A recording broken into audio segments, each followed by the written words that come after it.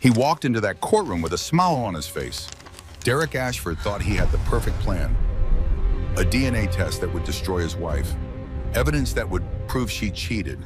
A single envelope that would hand him full custody of their children and leave her with nothing. I love you both. He never bothered to read it himself. What happened next? The judge opened that envelope in front of everyone. Reporters, neighbors, his own mother sitting in the front row. And what she read out loud did not expose his wife at all. 4 years of It exposed betrayal him, and deliberate a secret fraud child, against the a hidden mistress. 4 years of lies that came crashing down Look in 30 at my seconds. dinosaur. Caroline Ashford sat there in shock. It's a 12 T-Rex. years of marriage, 2 children, a lifetime of trust. All of it was built on lies she never saw coming. But here's the thing about women who have been pushed to their breaking point. Sometimes they do not break. Sometimes they rise. This is her story. The envelope hit the table like a gunshot. Caroline Ashford flinched so hard her coffee cup rattled against its saucer. The sound echoed through the Westbrook County Courthouse. Sharp. Final. Like the last nail being driven into a coffin she did not even know was being built around her. She sat at the mahogany defendant's table, her palms leaving moisture prints on the polished wood.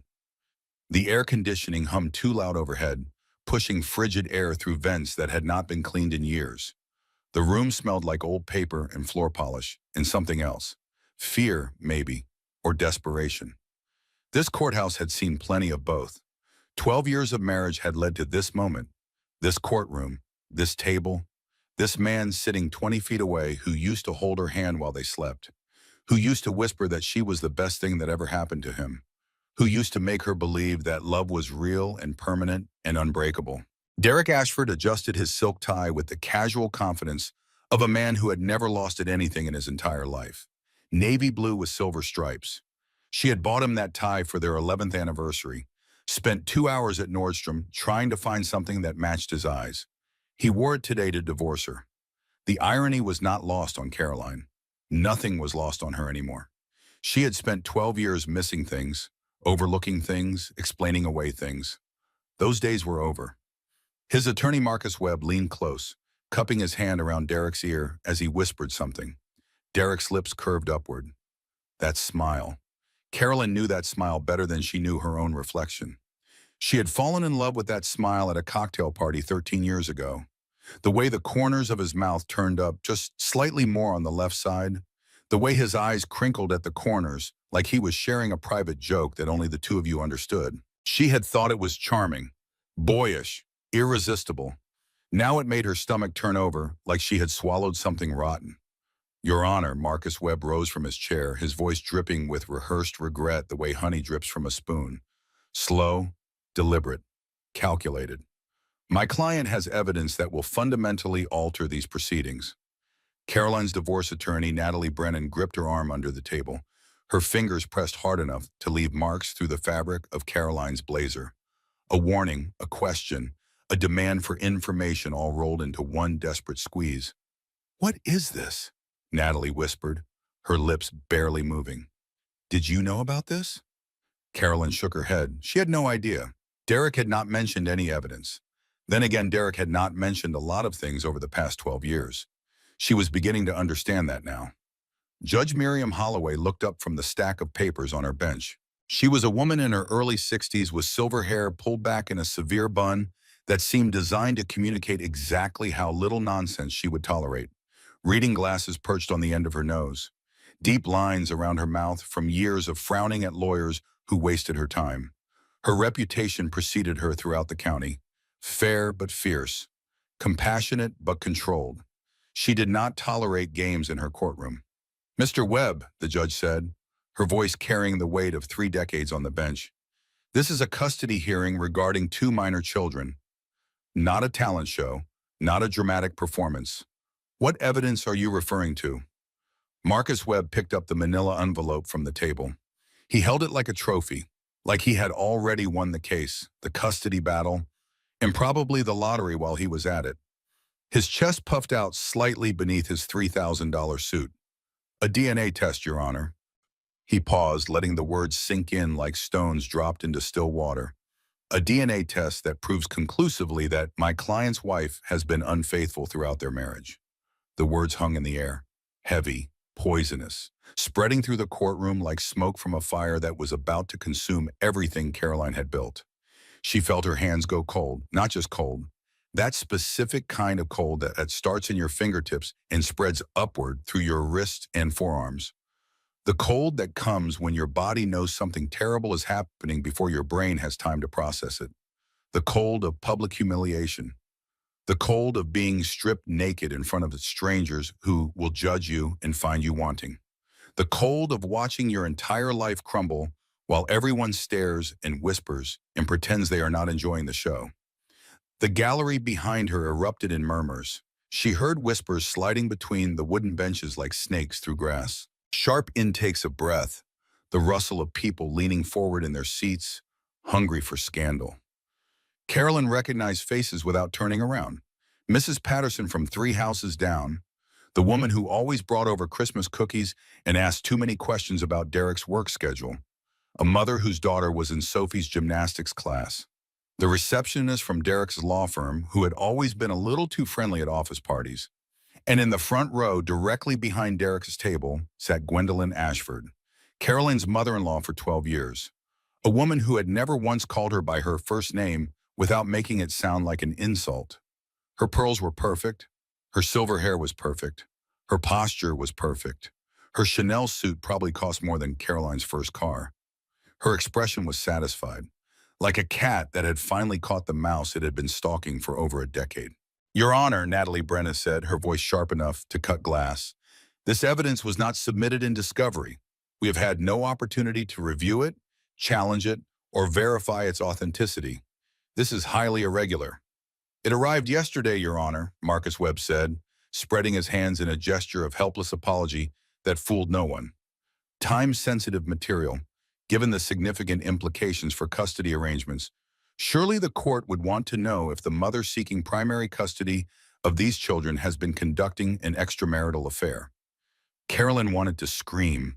She wanted to stand up from this table and shout that it was not true. She had never been unfaithful.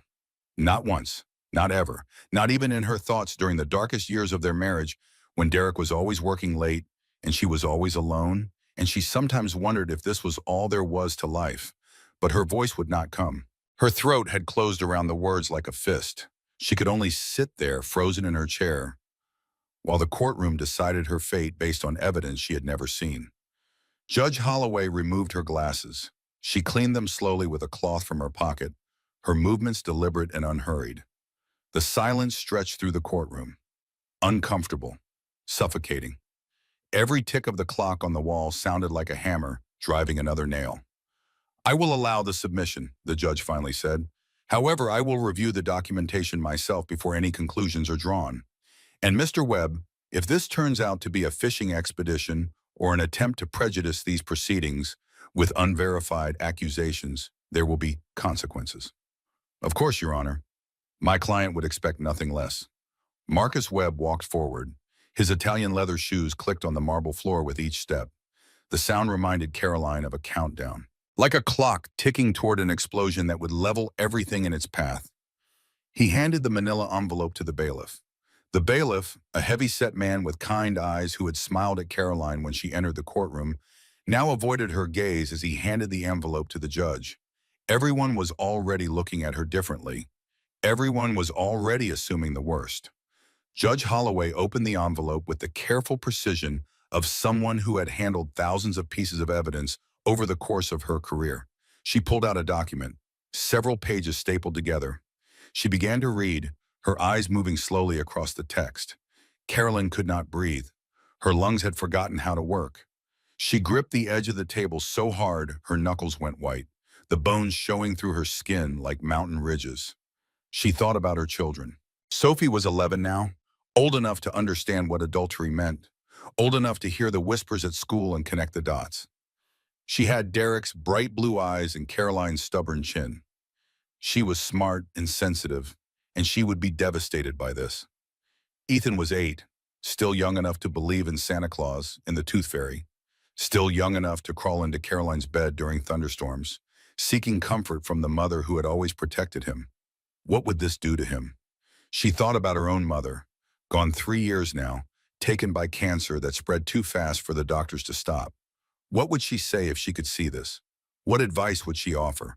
Hold your head up, Caroline. You know the truth. That is all that matters. But it was not all that mattered. Not in this room, not in this moment. In a courtroom, perception was reality. And right now, everyone perceived her as guilty. Derek was still smiling. That satisfied, self-assured smile that said he had already won.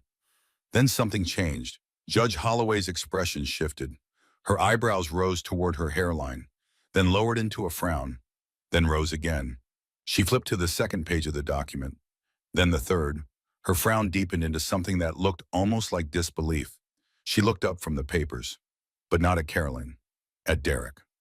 "Mr. Ashford," Judge Holloway said slowly, each word measured and precise, "did you read this document before your attorney submitted it to my court?" Derek's smile flickered, just for a fraction of a second. A crack in the mask so brief that most people would have missed it. But Caroline had been studying that face for 12 years. She saw everything. "I reviewed the summary that my legal team prepared, Your Honor." Derek's voice was still confident, but something underneath had shifted. "They handled the technical details." "The technical details." Judge Holloway repeated the words like they were a particularly unfunny joke. "Mr. Ashford, let me be very clear about what I am asking. Did you personally read this DNA test before bringing it into my courtroom as evidence against your wife?" Marcus Webb shifted his weight from one foot to the other. His confident posture wilted like a flower left too long without water. "Your Honor, I can assure you that all proper procedures were followed in the preparation of," he began. "I am asking your client, Mr. Webb, not you. Please sit down." Marcus Webb sat.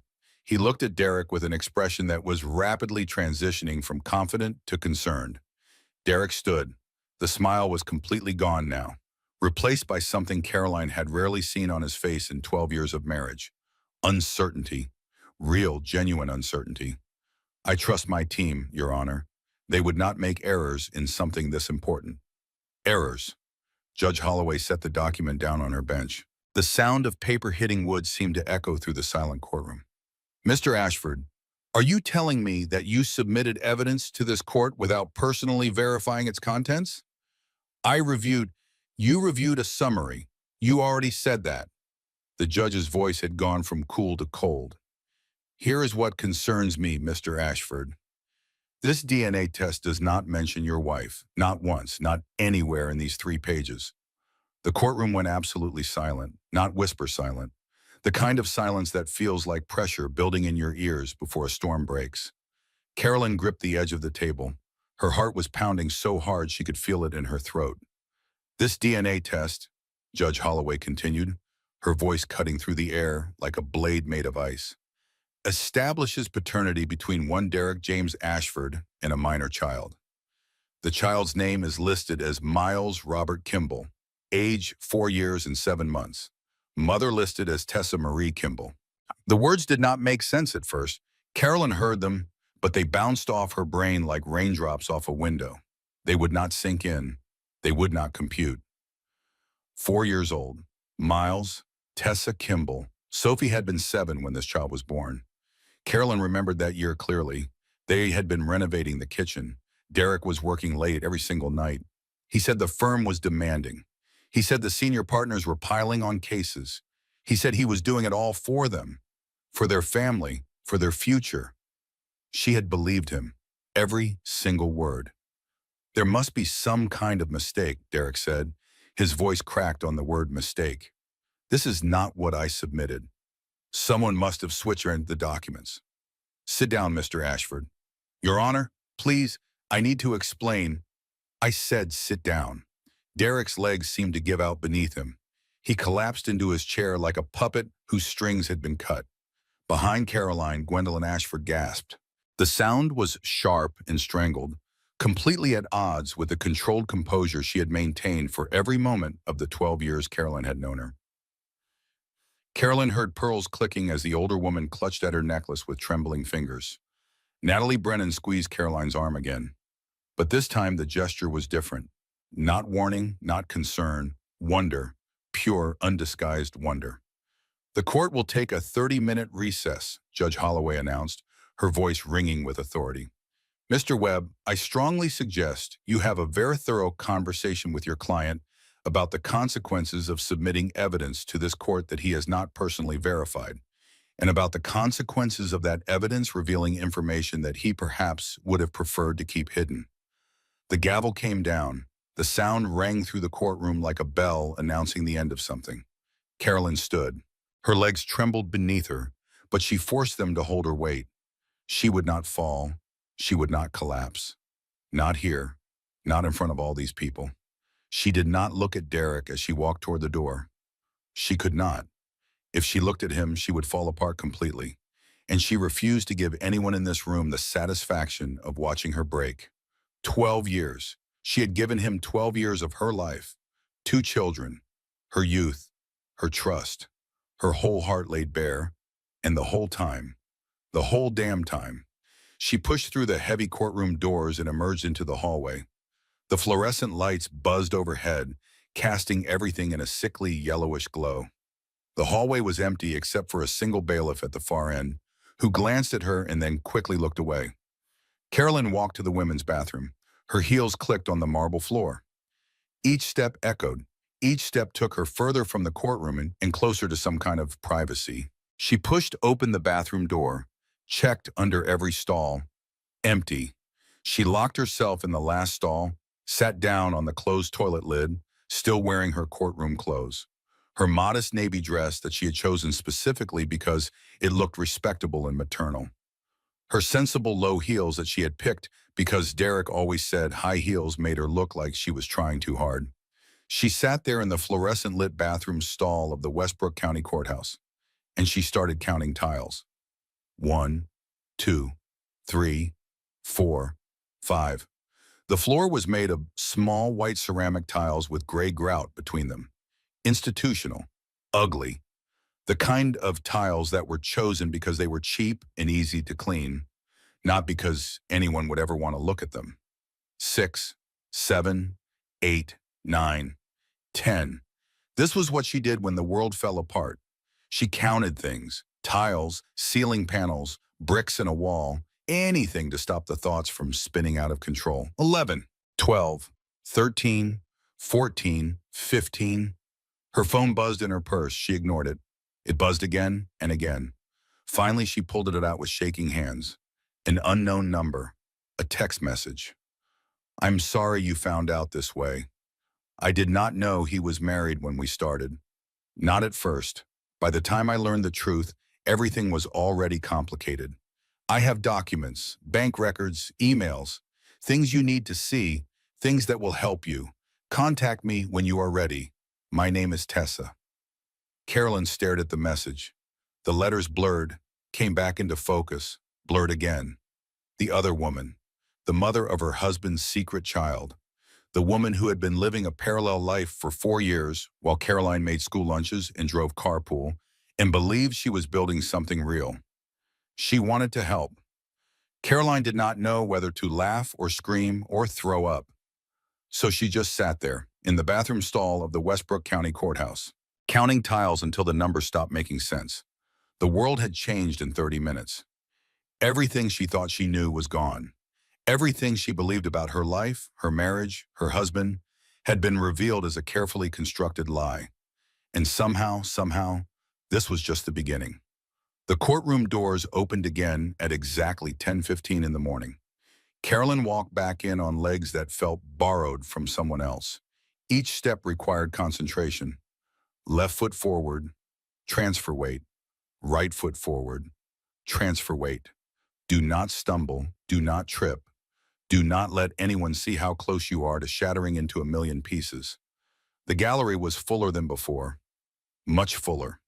Word had spread through the courthouse like wildfire through dry brush. Lawyers from other cases had abandoned their files. Clerks had found excuses to be in the hallway.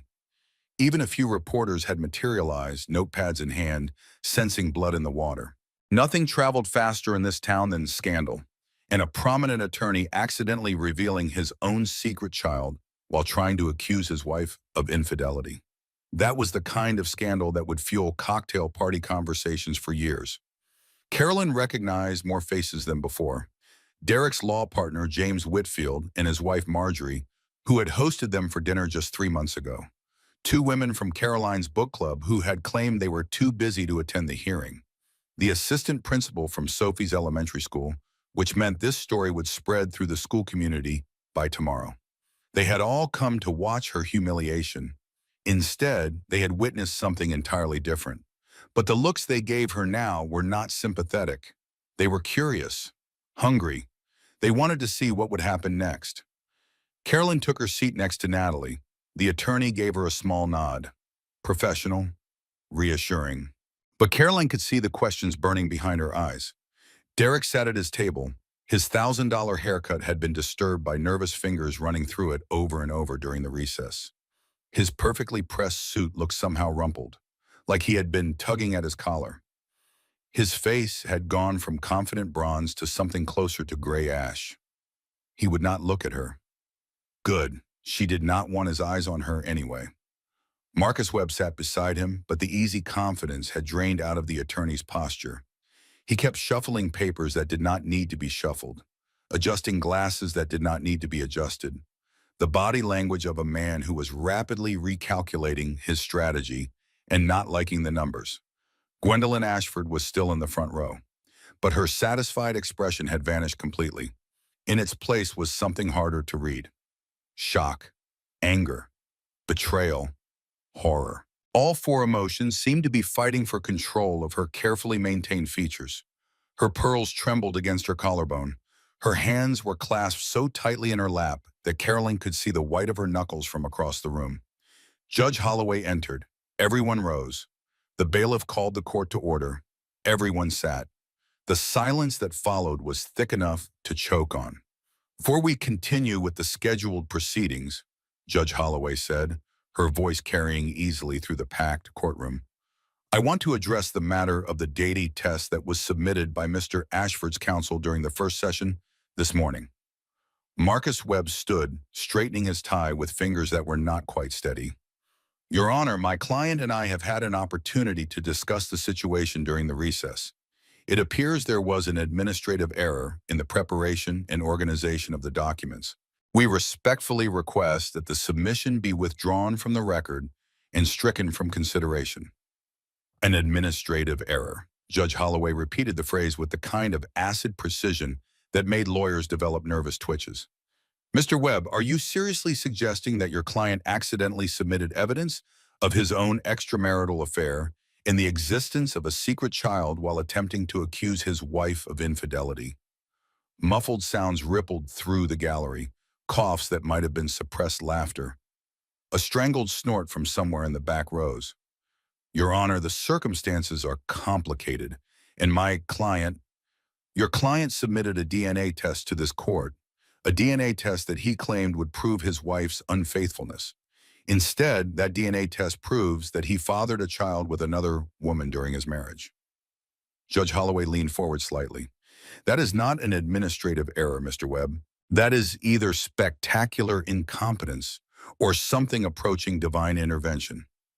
Derek surged to his feet. Your Honor, this is clearly a setup. My wife somehow arranged for these documents to be switched. She must have known about the test and manipulated. Mr. Ashford, the judge's voice could have frozen molten lava. You are currently representing yourself since your attorney appears to be operating in an advisory capacity only, which means you should know that interrupting these proceedings is not permitted. Sit down. Do not speak again unless directly addressed. And if you attempt to blame your wife for evidence that you yourself submitted to this court, I will hold you in contempt so fast your head will spin. Derek sat. His face had gone from gray to red. His hands were shaking visibly now. Caroline watched him. This man she had married. This man she had loved. This man she had built a life with and borne children for and believed in, despite all the small doubts that had whispered in the back of her mind. Something shifted inside her chest. Not triumph, not joy, something more complicated than either of those simple emotions. Validation tangled with grief. Relief wrapped around devastation like vines choking a tree. The DNA test proved Derek had a 4-year-old son with another woman, a woman named Tessa Marie Kimball. That meant the affair had been going on for at least 5 years, probably longer, maybe much longer. 5 years. Sophie had been in first grade when it started, learning to read, losing her first baby teeth, and putting them under her pillow for the tooth fairy. Coming home with crayon drawings of their family, mommy with yellow hair, daddy with blue eyes, Sophie in a pink dress, baby Ethan in a diaper, their house with a red door, a sun in the corner with rays spreading out like a child's dream of happiness. What had Derek been doing while Sophie drew those pictures? While she believed so completely in the family her father was already betraying, the answer sat on the judge's bench, printed in black and white, notarized and official. The DNA evidence will remain in the record, Judge Holloway announced. It is directly relevant to matters of character, honesty, and fitness for custody that this court must consider. Mr. Ashford chose to make fidelity an issue in these proceedings. He can live with the consequences of that choice. Your Honor, that is highly prejudicial to my client's position, Marcus Webb protested, but his heart was clearly not in it anymore. The evidence was not intended to. It does not matter what it was intended to do, Mr. Webb. It matters what it does. And what it does is reveal that your client has been maintaining a secret family while presenting himself to this court as a devoted father seeking custody of his children. The judge shuffled some papers on her bench. Now, can we please proceed with the actual business of this hearing, or would your client like to submit more evidence that undermines his own case? The hearing continued from there. Custody schedules, asset division discussions, child support calculations. The mundane machinery of a marriage being legally dismantled. Carolyn answered when asked, nodded when appropriate, signed the documents where indicated, but her mind was elsewhere. Tessa Marie Kimball, mother of Miles Robert Kimball, age 4 years and 7 months. She had the woman's phone number saved in her phone now. A message asking to meet, offering documents and information that Caroline needed to see. What did Tessa know? What records did she have? What else had Derek hidden? More importantly, why was the other woman reaching out? What did she want? The hearing ended at 12:30. Temporary custody was split evenly pending further proceedings. The marital home remained jointly owned for now. Derek would continue staying in his downtown apartment, the one he had rented 3 months ago, when Caroline finally asked him to leave. Caroline would remain in the family home with the children. Small victories, hollow ones. Caroline gathered her things and walked out of the courthouse into the November air. The sun was bright, too bright, aggressively cheerful in a way that felt like mockery. The sky had no right to be so blue on a day when her entire life had been revealed as a lie. She reached the bottom of the stone steps before a voice stopped her. Carolyn, she turned. Gwendolyn Ashford stood at the top of the courthouse steps, silhouetted against the midday sun. Her Chanel suit was still immaculate. Her posture was still perfect, but something had cracked in the facade. The older woman looked like she had aged 10 years in the past 2 hours. Gwendolyn, Carolyn said. She did not know what else to say. In 12 years, she had never found the right words for her mother-in-law. She was not about to start now. Gwendolyn descended the steps slowly. Her heels clicked on the stone. When she reached Caroline, she stopped about 3 feet away, close enough to speak privately, far enough to maintain the distance that had always existed between them. I did not know. The words came out stiff, forced, like they were being dragged from somewhere deep against Gwendolyn's will. About the child, about the woman, about any of it. Carolyn studied her mother-in-law's face, the tight lines around her mouth, the slight tremor in her jaw, the moisture gathering in eyes that Caroline had never once seen cry. I believe you, Caroline said, and she did. Gwendolyn Ashford was many things: cold, judgmental, dismissive, impossibly demanding. But she was not a liar. She valued honesty the way other people valued money or status.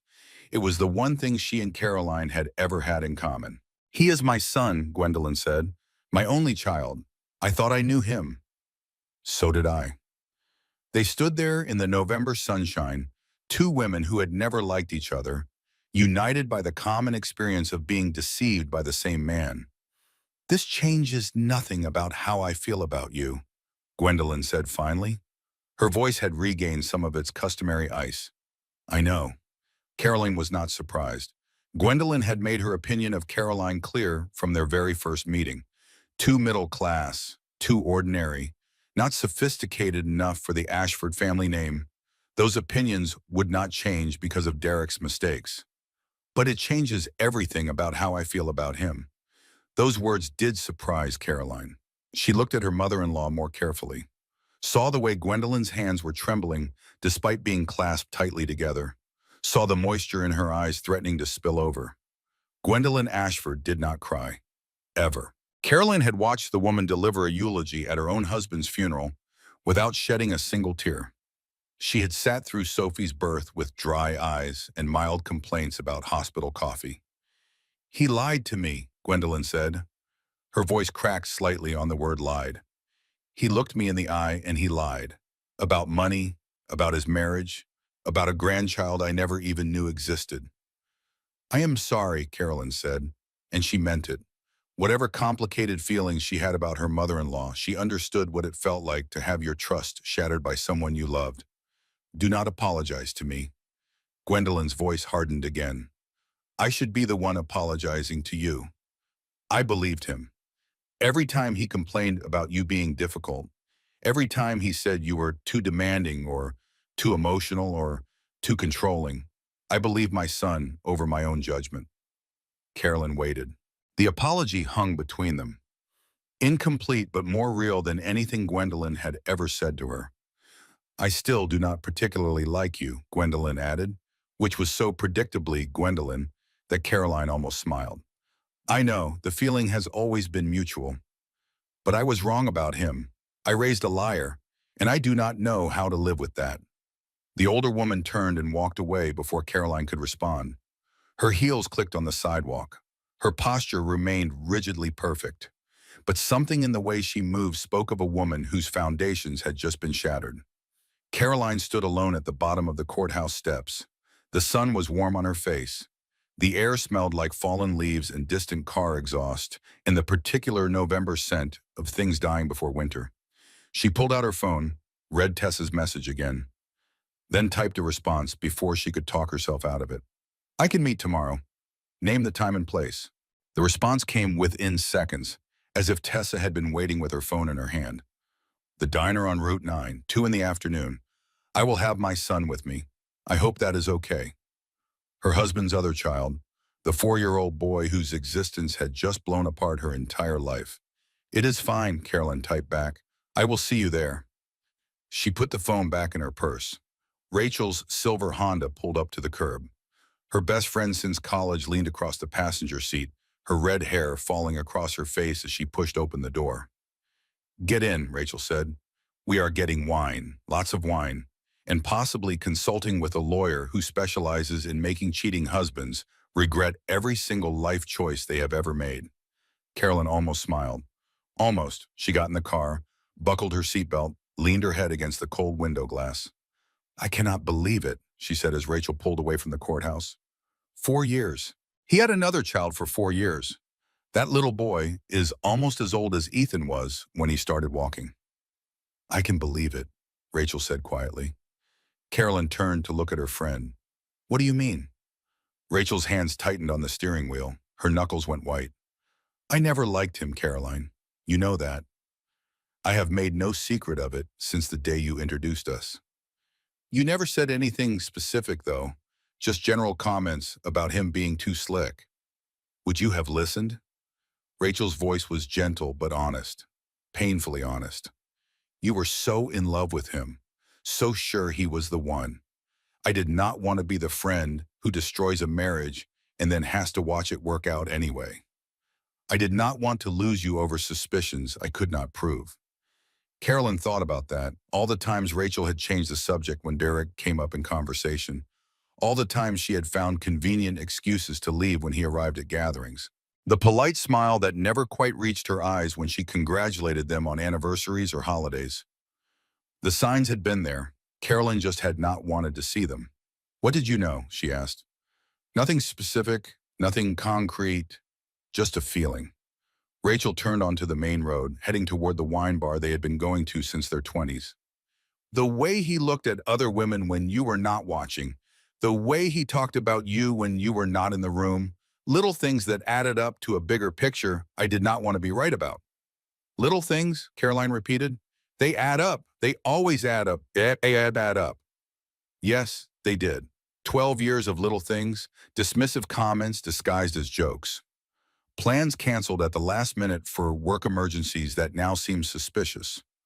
Money that never quite added up the way it should. Late nights at the office that stretched into early mornings. Phones angled away from her line of sight during text conversations. I was not crazy, Caroline thought with sudden, fierce clarity. I knew something was wrong. I felt it in my bones for years. I just let him convince me I was imagining things. She had doubted herself so many times. Wondered if she was being paranoid, insecure, irrational. Wondered if the problem was her expectations instead of his behavior. Derek had made her feel that way. Every time she questioned anything. Every time she noticed something that did not add up. He had a way of twisting her concerns back on her, making her feel small, foolish, ungrateful for the life he was providing. I spent 12 years thinking I was the problem, Caroline said quietly, watching the familiar streets slide past outside the window. That I was too suspicious, too demanding, too much. You were never the problem, Rachel said firmly. Not once, not ever. He made me think I was. That is exactly what men like him do. Rachel reached over and squeezed Caroline's hand. They make you doubt everything. Your memory of what happened, your perception of reality, your worth as a person. It is deliberate, it is calculated, and it is a form of abuse, Carolyn. Psychological abuse. Abuse, the word sat heavy in the car between them. Caroline had never thought of it that way. Derek had never hit her, never screamed at her in rage, never threatened her or the children. He was too smart for anything that obvious. But the damage was there, invisible, internal, like rot in the walls of a beautiful house that looks perfect from the outside but is slowly collapsing from within. 12 years of being made to feel less than. 12 years of having her reality questioned and her confidence eroded. 12 years of loving a man who saw her as something to be managed instead of someone to be cherished. I have more information coming, Carolyn said. Tessa, the other woman, she reached out, says she has documents, bank records, emails, things I need to see. Rachel raised an eyebrow. You are going to meet with her? Tomorrow, at the diner on Route 9. Do you want me to come with you? Carolyn thought about it, then shook her head. No, this is something I need to do myself. I need to look her in the eye and understand what happened. All of it, even the parts that hurt. Rachel nodded slowly. Okay, but call me the second it is over. And if she turns out to be crazy or trying to scam you or anything else suspicious, you get out of there immediately. Promise me. I promise, but don't. They pulled into the parking lot of the wine bar. The lunch crowd was sparse on a Tuesday. They would have privacy for this conversation. One more thing, Rachel said before they got out of the car. The documents Tessa has, whatever they show, you need to be prepared for it to be worse than you think.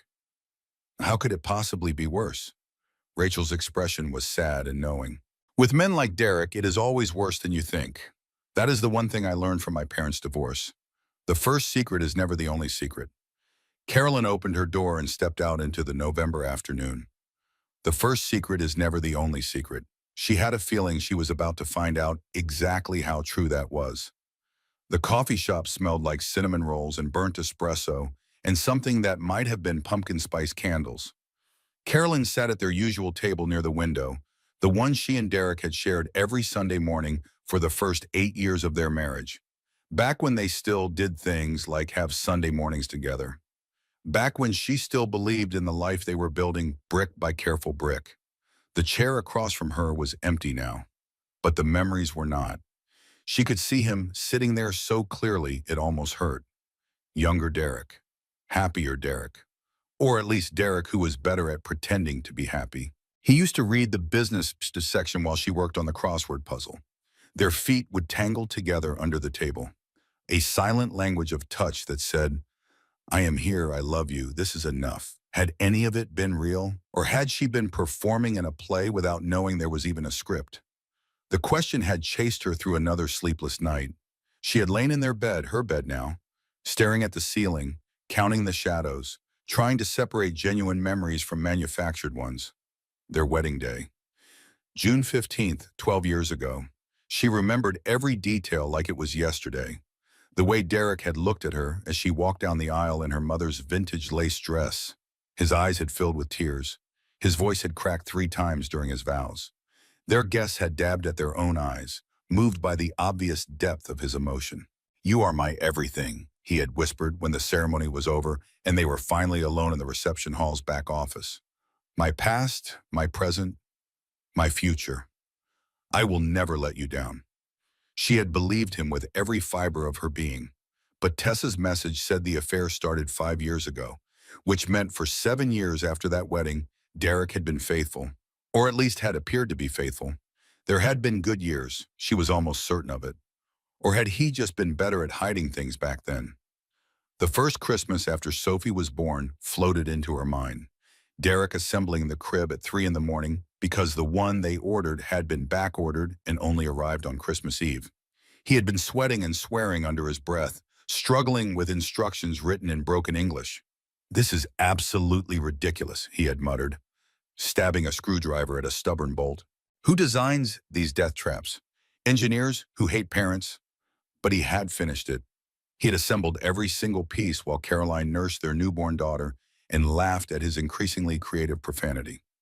By the time Sophie woke for her first Christmas morning, her crib was standing perfect and proud next to their bed. That had been real. It had to have been real. His face when Caroline told him she was pregnant with Ethan. They had been trying for 2 years by then. Month after month of negative pregnancy tests, enforced optimism, and silent grief. When she showed him the positive test, he had dropped to his knees right there in their bathroom, pressed his forehead against her still flat stomach. Tears streamed down his face as he whispered, "Hello in there. I am your dad. I already love you more than I can say." Real or performance? The vacation to Hawaii for their 10th anniversary. They had saved for 2 years to afford it. Fancy resort, ocean view. Sunset dinners on this beach with tiki torches and live music. "I would marry you all over again," Derek had said on their last night, holding her hand as they watched the sun sink into the Pacific. "Every single day, for the rest of my life." Real or performance? Which parts of their marriage had been genuine love and which had been carefully constructed lies? How do you untangle 12 years of memories when you no longer trust the person who shared them with you? "More coffee?" Caroline looked up, startled out of her spiraling thoughts. The waitress was young, early 20s, maybe still in college. She had kind brown eyes and a name tag that read Brittany.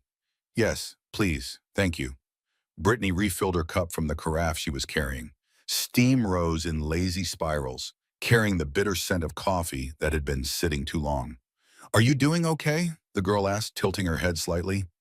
"You look like you are carrying something heavy. And I do not mean the emotional kind of heavy, although you kind of look like that too. I just mean you seem lost in something hard." Carolyn attempted a smile. It probably looked more like a grimace. "Just thinking about the past, trying to figure out which parts were real." "That is a tricky thing." Brittany set the carafe down on the edge of the table. "My mom went through something similar a few years ago. She always says you cannot change the past, but you can choose which parts of it you bring into the future." Simple wisdom from a girl who could not be much older than 20. Sometimes the simplest wisdom was the most profound. "Your mom sounds like a smart woman." "She is," Brittany grinned. "She survived 20 years with my dad and came out stronger.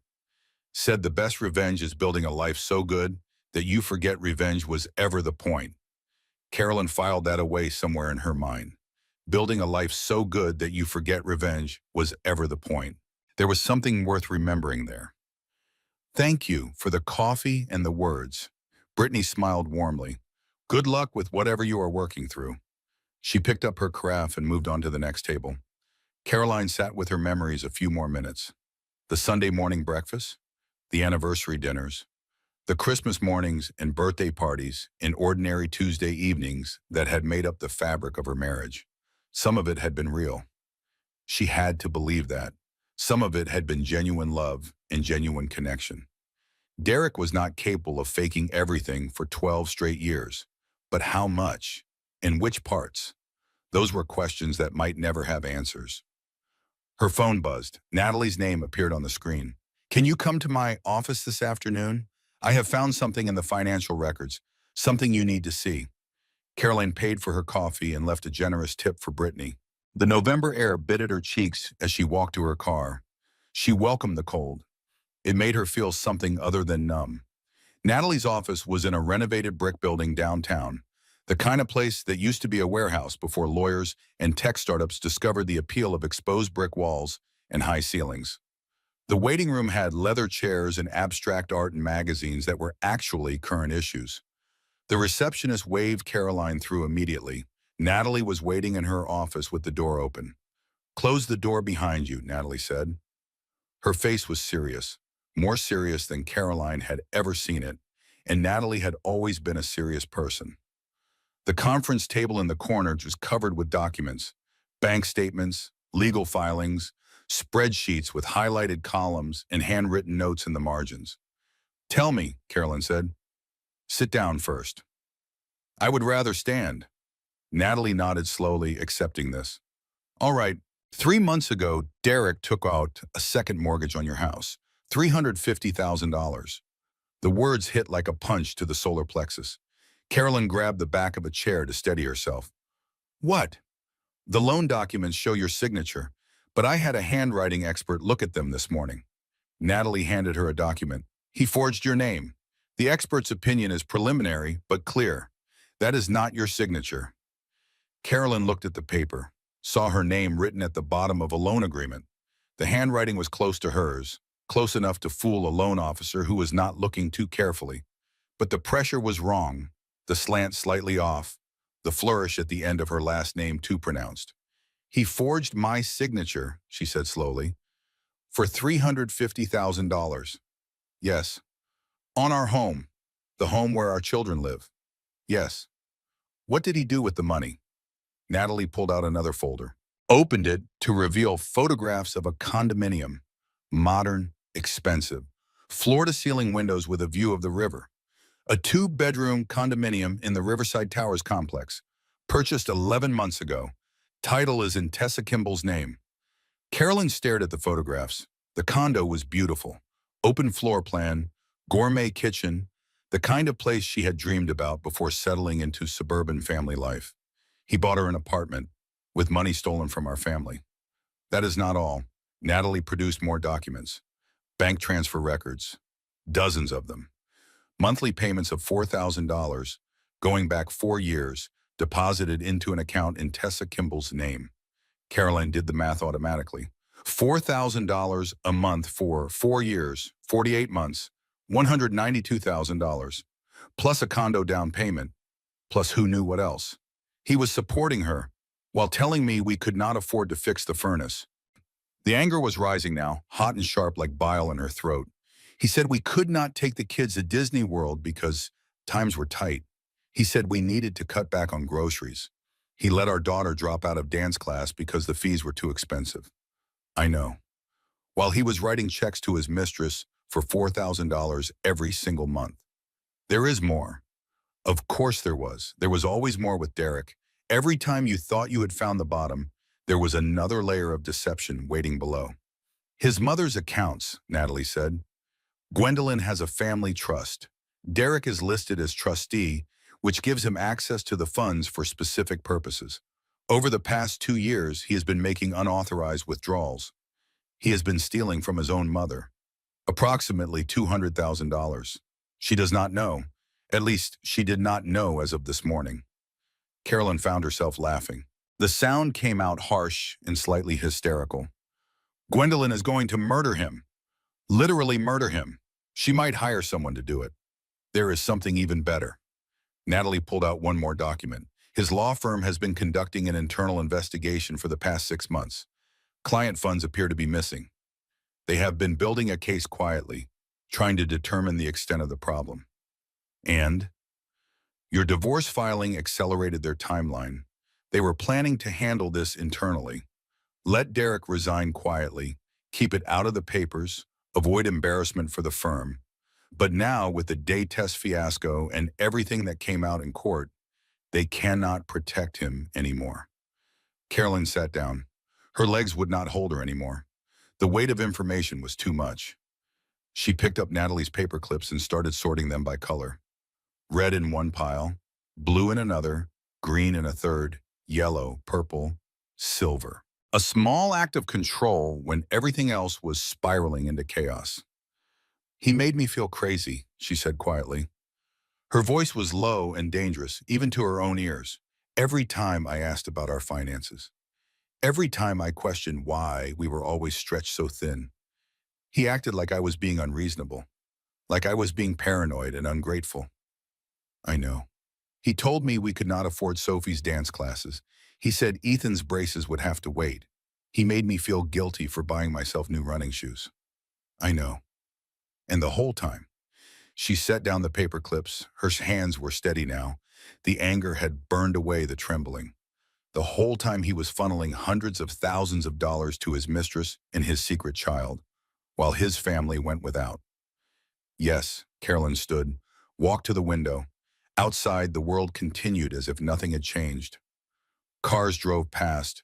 Pedestrians walked dogs. A mother pushed a stroller across the street. Normal life. For everyone except her. I want to meet her, Carolyn said without turning around. Tessa, I want to hear everything she knows. Everything she has. Is that wise? She could have her own agenda. Everyone has an agenda. At least she is being honest about reaching out. Carolyn finally turned to face her attorney. I need to understand, Natalie. I need to know everything, even the parts that hurt. Natalie was quiet for a long moment. Be careful, she finally said. Do not agree to anything without talking to me first. And do not share any information about our legal strategy. I'm meeting her tomorrow, 2 o'clock, the diner on Route 9. I will have a private investigator on standby in case you need backup. Carolyn almost smiled at that. You think she is dangerous? I think she is desperate, and desperate people are unpredictable. Natalie paused. But I also think she might be exactly what we need, an inside witness, someone who can testify to Derek's pattern of lies and manipulation. She is not a strategic asset. She is a woman who was caught in the same trap I did. She can be both things at once. That is the nature of complicated situations. Carolyn picked up her purse, headed for the door. Caroline, she turned, you are handling this remarkably well. Most people in your situation would be falling apart. No, Caroline said, I am not handling it at all. I am just too angry to fall apart. The falling apart will come later. Right now I have work to do. She walked out before Natalie could respond. The elevator ride down felt longer than usual. 17 floors of thinking about the man she had married, the life she had built, the lies she had believed. When the doors opened, she walked out into the November afternoon with a new sense of purpose. Derek had built an empire of lies. He had stolen from his wife, his mother, his clients, his children. But empires fall. They always fall, and she was going to help push us down. The diner on Route 9 was a relic from another era. Red vinyl booths that had been reupholstered so many times the color varied from cherry to rust. A jukebox in the corner that actually took quarters and played actual records. Pie cases by the cash register displaying chocolate cream and apple crumble and lemon meringue that looked like it had been there since the Eisenhower administration. Caroline arrived 15 minutes early.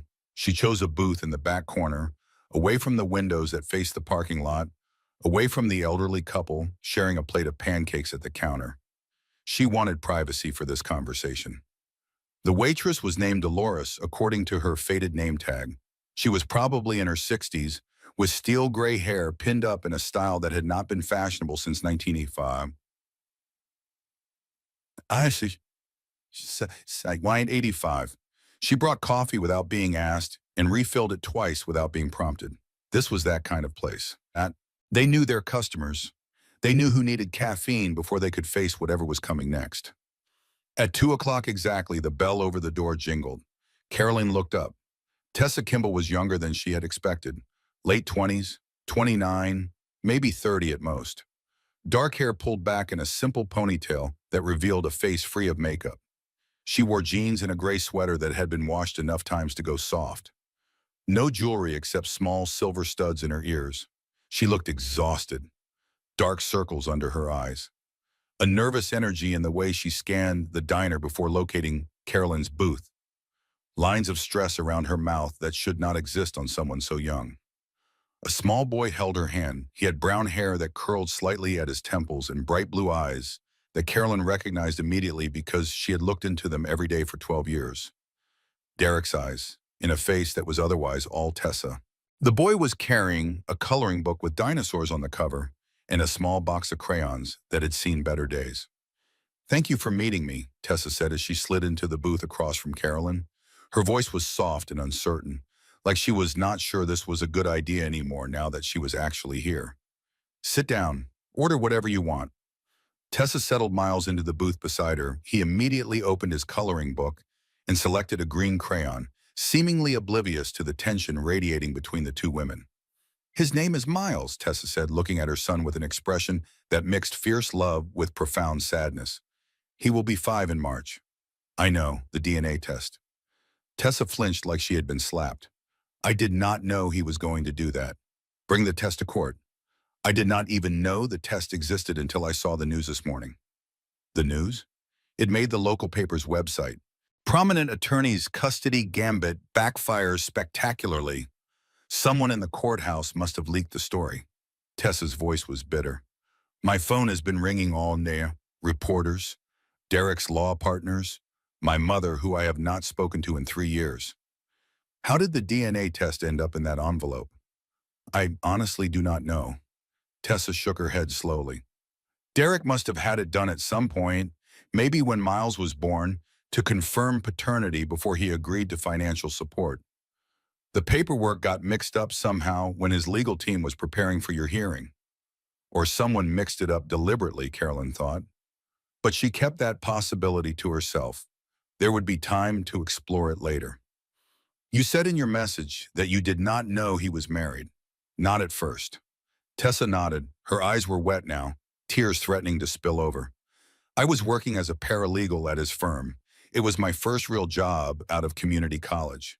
I was 24 and he was this charming, successful attorney who actually seemed interested in my opinions. Let me guess. He said his marriage was already over. He said you were separated, that you had filed for divorce, but it was taking forever to finalize.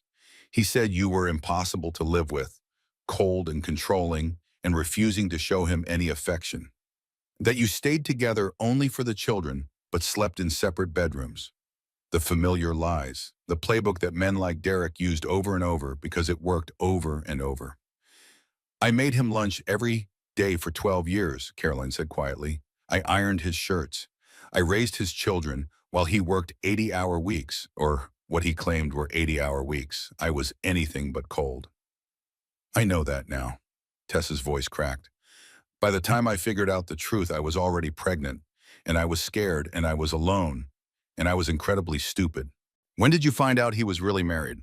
About 6 months in, I overheard a colleague mention his daughter's dance recital, talking about how Derek could not stop bragging about her. Sophie, she said, such a pretty name, such a talented little girl.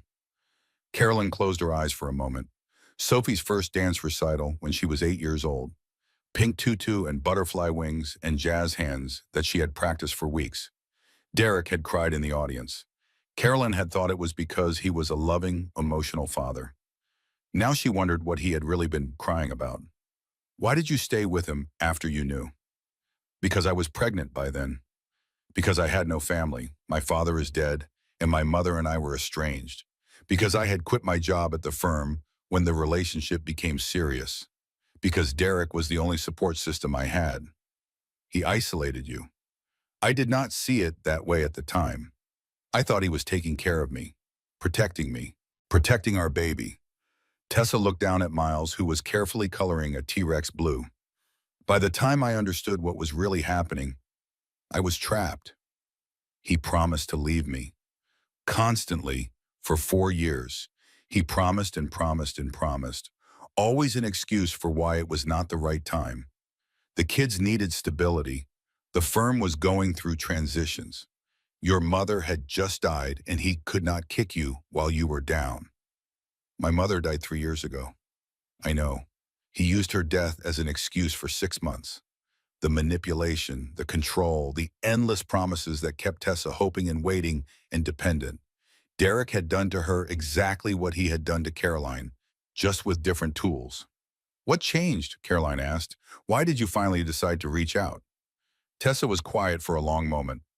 Miles finished his blue dinosaur and started on another one, this time reaching for a purple crayon. He stopped paying child support 6 months ago, said he was having cash flow problems because of the divorce, said if I caused any trouble or went to the authorities, he would make sure I never worked in the legal field again. He threatened you. He more than threatened. He sent me screenshots of job applications I had submitted to other firms, applications I never told him about. He has connections everywhere. He made it very clear that my career, my reputation, my ability to support my son, all of it depended on keeping quiet. So why are you talking to me now? Tessa looked up, met Caroline's eyes directly for the first time. Because I watched what he did to you in that courtroom. I saw the news coverage, the quotes from people who were there. He was going to humiliate you, destroy your reputation, take your children away from you, all based on lies. And I realized that I have been afraid for 4 years, afraid of him, afraid of what he could do to me, afraid of being alone. But watching him try to destroy you, another woman who had done nothing wrong except trust him, I could not stay silent anymore. Tessa reached into the large bag she had brought, pulled out a thick manila folder. Emails, text messages, screenshots of conversations, bank transfer records. Everything I have saved over the past 4 years. Everything that proves what kind of man he really is. She pushed the folder across the table. Carolyn opened it, started reading. The first document was an email from Derek to Tessa, dated 3.5 years ago. She does not understand me the way you do. She is cold and frigid and only interested in the children. You are the one I want to be with. Soon we will be together for real. I promise. Carolyn read the words without flinching. They did not hurt anymore. They were just evidence, proof of a pattern, documentation of a lie. The second email was more recent. Derek to his accountant. Move the funds before she files discovery requests. She will not know where to look. Use the Cayman account like we discussed. There is a hidden account, Carolyn said, looking up from the papers. Offshore. Where is the rest of our money? Page 47. Tessa nodded toward the folder. I do not know exactly how much is in there, but based on the transfers I have seen over the years, it is significant. Probably close to $1 million. Carolyn flipped to page 47. Bank routing numbers for an account in the Cayman Islands. Transfer dates going back 3 years. A web of financial deception that spanned borders and jurisdictions. Why did you keep all this? Insurance. Tessa's voice was flat, stripped of emotion. Derek taught me that much, even if he did not mean to. Always have leverage, always protect yourself, always have something to bargain with when things go wrong. You thought things would go wrong. I knew they would, eventually. Tessa looked at her son again. Miles was on his third dinosaur now, a purple stegosaurus with orange spots. Men like Derek do not change. They just find new victims. The waitress approached to take their order. Tessa asked for coffee and a grilled cheese sandwich for Miles. Caroline ordered nothing. Her stomach was too knotted for food. When Dolores walked away, Caroline returned to the documents. Page after page of evidence. Text messages filled with lies and promises. Bank records showing systematic financial manipulation. Photos of the condo that Derek had purchased with stolen money. One text message stood out. From Derek to Tessa, sent just 2 weeks ago. The hearing is coming up. I need you to stay quiet. If she finds out about you, I lose everything. Do you understand? Everything. He was trying to keep you hidden, Caroline said, right up until the end. He thought he could control every variable. He always thinks that. Tessa's voice was tired. He never expected his own evidence to betray him. Miles looked up from his coloring. Mommy, can I have apple juice? Of course, sweetheart. I will ask the waitress. Tessa flagged down Dolores and ordered juice for her son. When she turned back to Caroline, Her expression had shifted, more vulnerable, more desperate. I want you to know something. I am not here because I think we should be friends. I am not here because I want forgiveness. I am here because I want my son to have what he deserves. Which is what? A father who acknowledges him.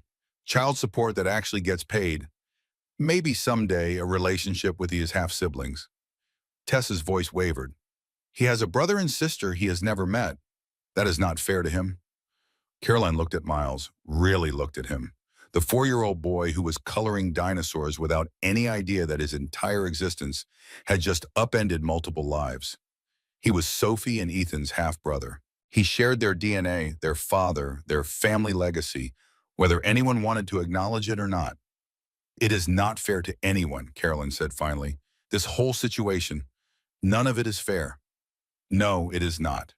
They sat in silence for a moment. The jukebox in the corner played an old country song about broken hearts and second chances. Miles hummed along without knowing the words. I do not hate you, Caroline said. Tessa looked startled. You should. I wouldn't if I were you. Maybe I should, but I do not have the energy for hate right now. And honestly, you did not do this. You did not make Derek lie. You did not make him steal money or forge my signature or build an entire parallel life based on deception. He did all of that himself. I stayed with him after I knew the truth. That makes me complicit. Does it? You were 24 years old, pregnant, alone, and dependent on a man who was systematically manipulating you. What were your realistic options? Tessa did not answer. Her hands were shaking slightly around her coffee cup. We are both his victims, Carolina continued. The only difference is I had 12 years. You only had 5. Thank you. The words came out as a whisper, barely audible over the diner noise. You have no idea. I have not slept in days. I thought you would hate me. I thought I would too, but sitting here looking at you and your son, all I feel is tired. Tired and angry at the man who did this to both of us. Miles held up his coloring page. Look, Mommy, 3 dinosaurs. The blue one is Rex, the purple one is Lily, the orange one is their friend Spike. They are beautiful, baby, showed the nice lady. Miles slid his coloring page across the table toward Caroline. She looked at it carefully, studying the earnest effort of a 4-year-old's artwork. These are wonderful, she said. You are a very good artist, Miles. He beamed with the uncomplicated joy that only small children can achieve. Then he went back to his coloring book, already starting a new page. Sophie and Ethan should know about him eventually, Caroline said quietly, when things settle down. When we figure out how to explain all of this. Tessa's eyes filled with tears again. You would do that? After everything? It is not his fault. None of this is his fault. He did not ask to be born into this situation. Carolyn looked at the little boy who shared her children's blood. They deserve to know each other. Whatever happens between the adults, the children are innocent. Thank you. I do not know what to say. I do not deserve. Stop. Carolyn held up her hand. Stop thanking me. Stop saying you do not deserve things. Derek spent years making both of us feel unworthy. I refuse to continue that pattern. You deserve to be treated like a human being who made difficult choices in an impossible situation. That is what you are. The words surprised Carolyn as she said them, but they were true. She was done shrinking herself to fit other people's expectations. Done apologizing for her own existence. Done accepting less than she deserved. Derek had taken 12 years of her life. He would not take another moment of her energy on bitterness toward a woman who was just as much a victim as she was. She gathered the folder, stood up from the booth. I need to take this to my attorney and probably eventually to the police. Tessa nodded. I understand. I knew that when I gave it to you. Will you testify if it comes to that? Yes. The word was quiet but firm. I am done being afraid. For myself and for my son. I will be in touch, through lawyers at first probably, but maybe eventually just as people. I would like that. Carolyn left cash on the table for the food and coffee. More than enough to cover it. Goodbye, Miles, she said. Take good care of Rex and Lily and Spike. The little boy waved without looking up from his dinosaurs. Bye, nice lady.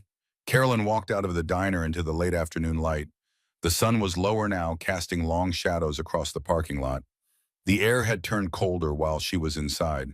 The folder in her hands felt heavy, full of evidence, full of ammunition. Derek had built his empire of lies brick by careful brick over years and years. He had stolen from his wife, his mother, his clients, his mistress. He had manipulated everyone who trusted him. But that empire was about to come crashing down, and Caroline was going to be there to watch it fall. The fire started in the kitchen. Not a real fire, nothing so dramatic as actual flames, but Caroline stood at the sink at 11:45 at night, burning every piece of paper that represented her marriage. One by one, watching each card and note and letter turn to ash. Anniversary cards first. 12 years of declarations. To my darling wife on our first anniversary, you make every day brighter. She lit the corner. Watched the flame consume his handwriting. Watched the words disappear into smoke and embers.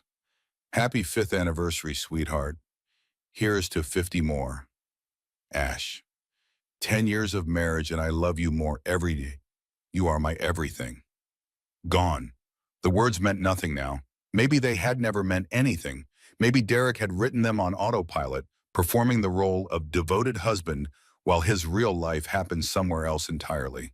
She burned every card, every note he had left on her pillow, every letter he had written during the 2 weeks they spent apart early in their marriage when his grandmother died and he went home to help his mother.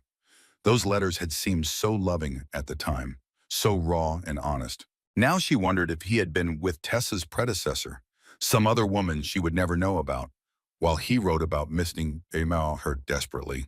The kitchen filled with smoke. The fire alarm beeped twice before she disconnected it. The smell of burning paper was acrid and sharp, mixing with the lingering scent of the dinner she had not eaten. When it was finally done, when 12 years of written promises were nothing but gray powder, she ran the water, washed the ashes down the drain. Then she slid down the cabinet, sat on the cold tile floor. The rage had not diminished. If anything, it had grown stronger over the past few days. Each new piece of evidence, each new revelation about Derek's deception, added fuel to a fire that showed no signs of burning out. She sat on the cold tile floor of the kitchen where she had cooked him thousands of meals, where she had taught Sophie to make pancakes, where she had held Ethan when he was colicky and nothing else would soothe him. I gave him everything, she said out loud. The words echoed in the empty room. No one was there to hear. I gave him absolutely everything. Her phone buzzed. She ignored it. It buzzed again and again. Finally, she pulled it from her pocket. Natalie's name on the screen. A text message marked urgent. Derek's law firm just announced his suspension pending investigation. Effective immediately. Call me. Carolyn stared at the words. Suspended.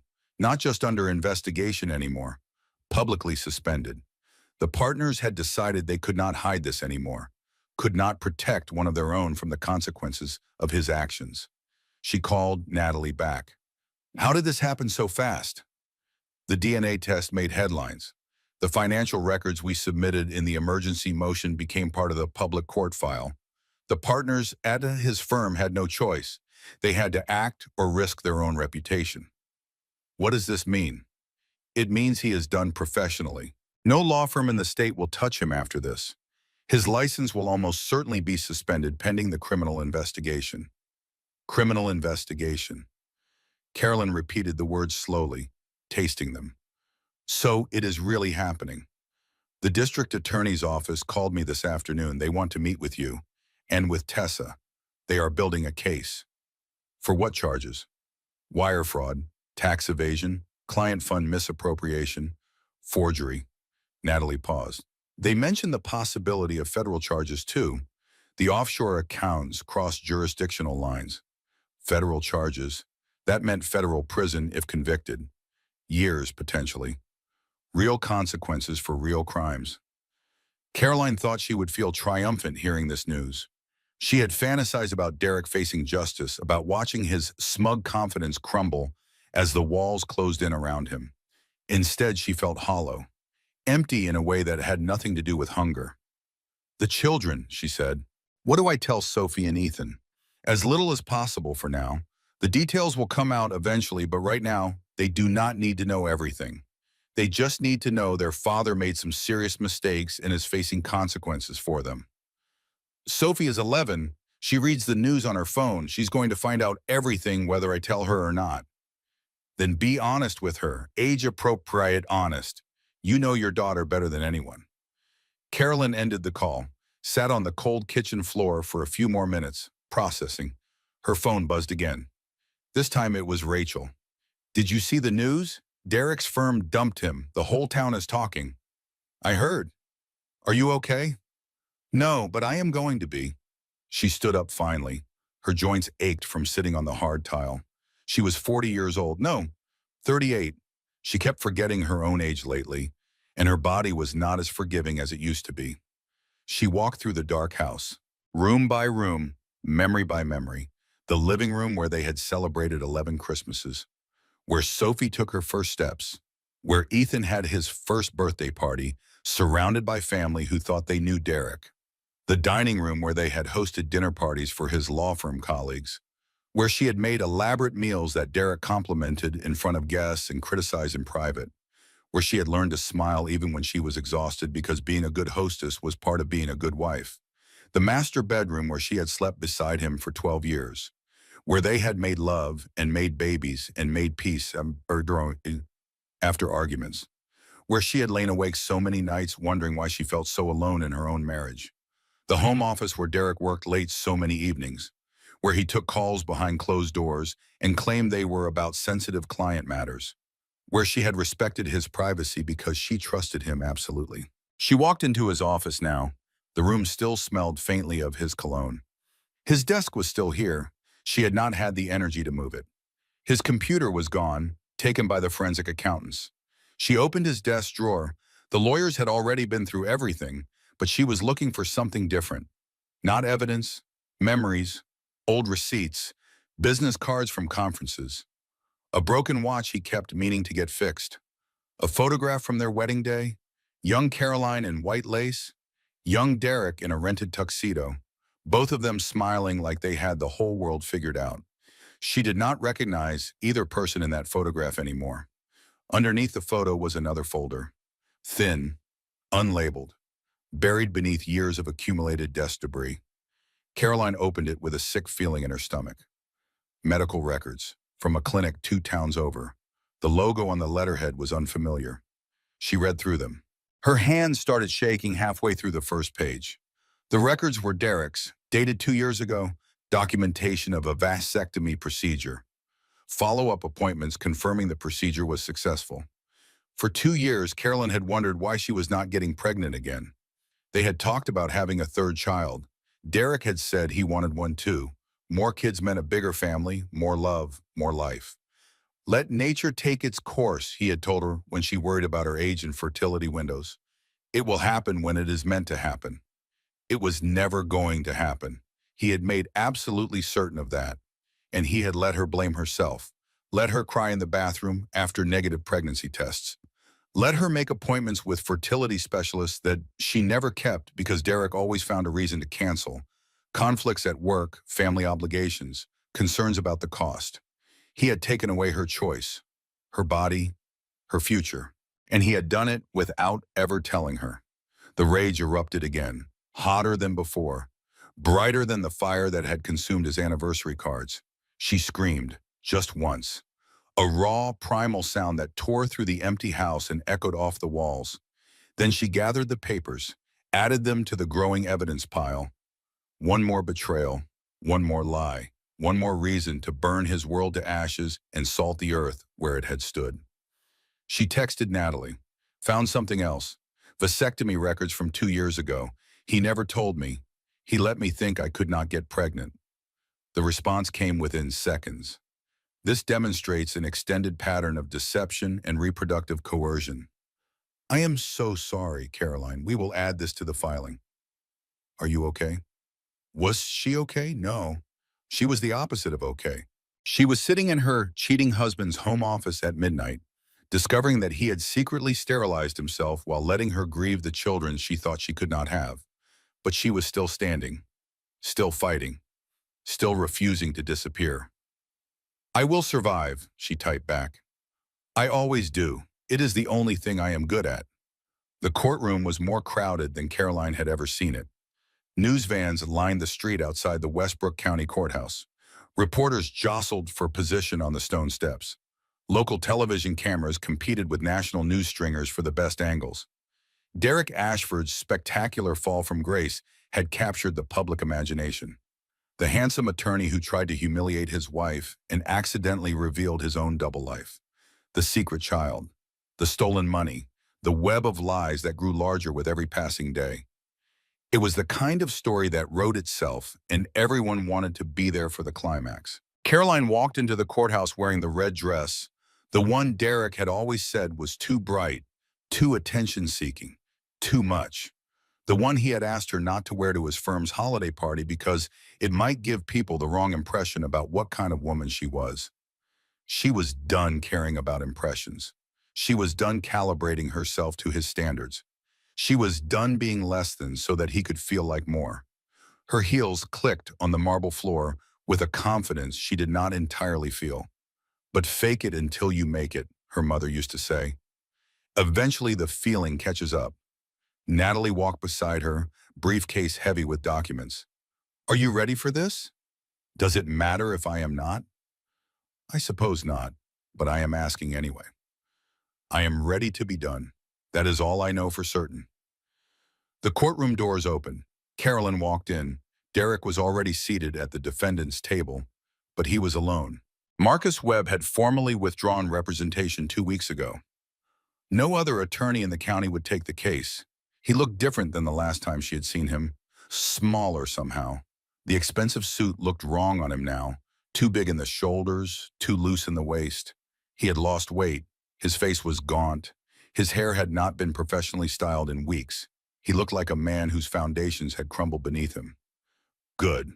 Gwendolyn was not in the gallery this time. She had hired her own attorneys to pursue civil action against her son for the embezzled trust funds. The Ashford family was officially at war with itself. Judge Holloway entered. Everyone rose. Everyone sat. "Before we proceed with today's matters," the judge said, "I want to acknowledge that the circumstances of this case have evolved significantly since our last hearing. Mr. Ashford, I understand you are representing yourself today. Is that correct?" Derek stood. His voice was hoarse when he spoke. "Yes, Your Honor. I was unable to secure alternative representation." "I see." The judge's expression was unreadable. "Very well. Ms. Brennan, please proceed with your motions." Natalie stood, professional, controlled, devastating. "Your Honor, we are requesting final orders in this divorce matter, given the extensive evidence of fraud, embezzlement, and deception that has come to light since our initial filing. We believe immediate resolution is in the best interests of the minor children." She presented the evidence. Methodically, thoroughly, the forged mortgage, the stolen trust funds, the offshore accounts, the secret vasectomy, the 4 years of support payments to a hidden mistress and child. Each revelation landed in the silent courtroom like a stone dropped into still water. Ripples of shock spreading outward. Carolyn watched Derek as his secrets were laid bare. His face cycled through the stages she had come to recognize over months of divorce proceedings. Denial, anger, bargaining. The Darvo playbook that men like him always relied on. Deny, attack, reverse victim and offender. Make yourself the real victim. Make everyone else the villain. "This is character assassination," Derek said when given the opportunity to respond. His voice shook slightly. "My wife has manipulated this entire situation. She turned my own evidence against me. She conspired with my mistress to destroy my reputation." "Mr. Ashford," Judge Holloway interrupted, her voice cold enough to freeze water. "Your own DNA test revealed your affair. Your own financial records reveal your fraud. Your own medical records reveal your deception about the vasectomy. Please explain to me how your wife orchestrated evidence that you yourself created and controlled." Silence. "I," Derek started. "Take your time, Mr. Ashford. I am genuinely curious." More silence. "The evidence speaks for itself, Your Honor." Natalie's voice was calm. "We are asking for full custody of the minor children. We are asking for the marital residence. We are asking for an equitable division of all recovered assets, with additional consideration given to Mrs. Ashford, given the extent of her husband's fraud. Mr. Ashford, do you have a response? Derek stood again. His hands were shaking visibly now. I love my children. I have been a good father to them. Whatever mistakes I made in my marriage, I never failed them. You forged their mother's signature to steal from the equity of their home, Judge Holloway said flatly. You hid money that should have supported their education and a future. You fathered a child you kept secret from them for 4 years. These are not the actions of a man prioritizing his children. I was trying to provide for them. Everything I did was to ensure they would have opportunities. You were trying to provide for yourself, Mr. Ashford. For your mistress, for your secret son, your legitimate children were an afterthought in your financial calculations. The words hit Derek like physical blows. Carolyn watched him flinch, watched the last of his composure crumble. Your Honor, he said, his voice breaking, please, I am begging you, do not take my children away from me. For a moment, just a moment, Carolyn almost felt sorry for him. This man she had loved, this man she had built a life with, this man who was watching everything he had ever valued slip through his fingers. Then she remembered the forged signature, the stolen money, the secret vasectomy, the years and years of lies. He did not deserve her pity.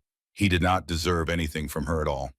The emergency motions are granted, Judge Holloway announced. Full custody of the minor children, Sophie and Ethan Ashford, is awarded to their mother, Carolyn Ashford. Mr.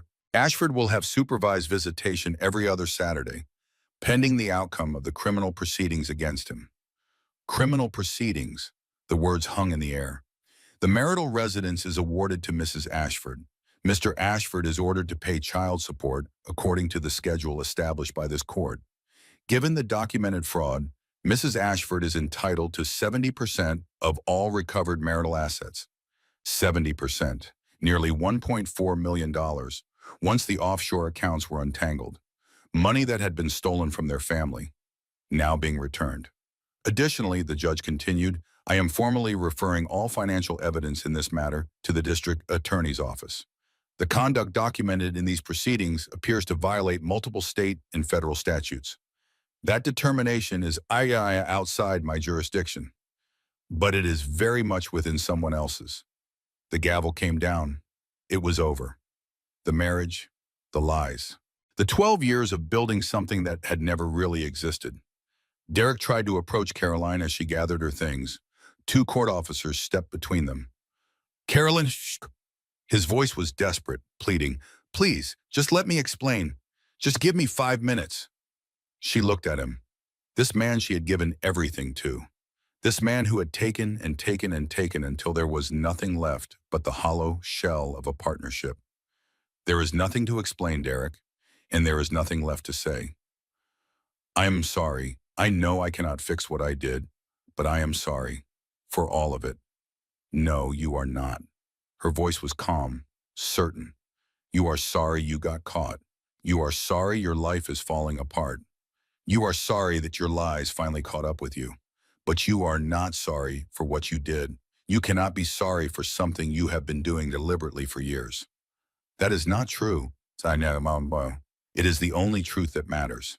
She picked up her purse, adjusted the strap on her shoulder. Goodbye, Derek. I hope you find whatever it is you were looking for, because it was never me, and it was never our children. And I do not think you even know what it is yourself. She walked out of the courtroom, did not look back. Outside, the November sun was bright. The air was cold. Reporters shouted questions that she did not answer. Rachel was waiting on the sidewalk with sunflowers. Again. You and your sunflowers, Caroline said, almost smiling. They face the sun. They grow toward the light. That is what you are doing now. Caroline took the flowers, held them against her red dress. Is it really over? The divorce is, the criminal case is just beginning. But your part, the marriage, the lease, the decade of deception, that part is over. I should feel something, relief or vindication.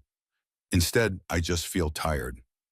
That is what survival feels like sometimes. Rachel put an arm around her shoulders. The other feelings will come later. Right now, tired is enough. They walked to Rachel's car, past the reporters, past the cameras, past the curiosity of strangers who thought they knew this story, but only saw the headlines. The real story was more complicated. It was about a woman who had trusted too much and lost too much and somehow found the strength to start over. That story was just beginning. The night Caroline broke down arrived without warning. She had been functioning, day by day, court appearance by court appearance, document review by document review. She had been managing the children's questions and the neighbors' whispered conversations and her own mother-in-law's cold silence. She had been coping. Then Tuesday night arrived. Nothing special about Tuesday, no court date, no new revelations, no phone calls from Natalie or Tessa or anyone else. Just an ordinary evening in an extraordinarily broken life. Sophie and Ethan were at Derek's parents' house for court-ordered visitation. Even now, after everything, Gwendolyn still had rights as a grandmother. The children would spend one night there per week until further notice. The house was empty, silent in a way that felt oppressive. Carolyn made dinner, ate 3 bites, threw the rest away. She tried to read, could not concentrate. She tried to watch the television. The noise felt like an assault. She tried to sleep. Her body refused. At 2 in the morning, she found herself sitting on the bathroom floor, not crying, beyond crying, in that place where tears would actually be a relief because at least tears meant feeling something. She sat on the cold tile with her back against the bathtub, the same bathtub where she had given Sophie her first bath, where she had soaked away the aches of pregnancy with Ethan, where she had hidden with the door locked on nights when Derek was being particularly cold and she needed a few minutes alone. The memories pressed in from all sides. 12 years of them. Good moments and bad moments, and ordinary moments, all jumbled together. Which parts had been real? She still did not know, might never know. Derek was not capable of telling her the truth even now, and she would never be able to sort the genuine from the manufactured. Maybe it did not matter anymore. Maybe the question itself was pointless. But it felt like it mattered. It felt like everything she had ever believed about her own life was now uncertain. Was she a good mother? Derek had told her she was, but Derek lied about everything. Was she a good person? Derek had praised her character, but Derek's opinion was worthless. Was she lovable at all? Derek had said he loved her, but Derek had also been sleeping with another woman and supporting a secret child while he said it. Every compliment he had ever given her felt tainted now. Every word of encouragement, every expression of pride or affection. I do not know who I am anymore. The thought arrived with perfect clarity, terrifying in its simplicity. For 12 years, she had been Derek's wife.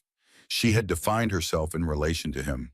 Her role, her purpose, her identity. Now that was gone. And what was left? A woman sitting on a bathroom floor at 2 in the morning, unable to answer the most basic questions about her own existence. She pulled out her phone, started typing in the search bar with shaking fingers. Signs you were married to a narcissist. The results loaded instantly. Dozens of articles, hundreds of discussion forums, thousands of women telling stories that sounded exactly like hers. Gaslighting. The manipulation of someone's perception of reality, making them doubt their own memories, feelings, and sanity. She read the definition 3 times. Each time, specific memories surfaced. That did not happen that way, Caroline. You are remembering it wrong.